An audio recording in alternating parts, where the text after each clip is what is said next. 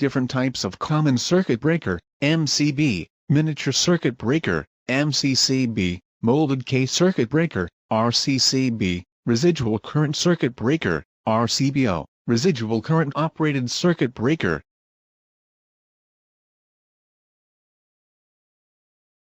What are MCBs used for? Miniature circuit breakers are intended to prevent damage to an electrical circuit as a result of excess current. They are designed to trip during an overload or short circuit to protect against electrical faults and equipment.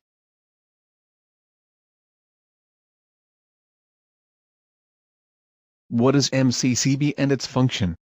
A molded case circuit breaker, or MCCB, is a safety device used to protect an electrical circuit from overload or short circuits.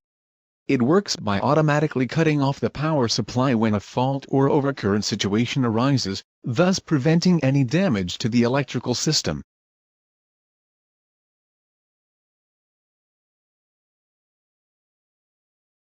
Residual current circuit breaker. The residual current circuit breaker, RCCB, or commonly known as the circuit breaker, is an electrical safety device that cuts off the electricity supply immediately upon detecting leakages that may result in an electric shock.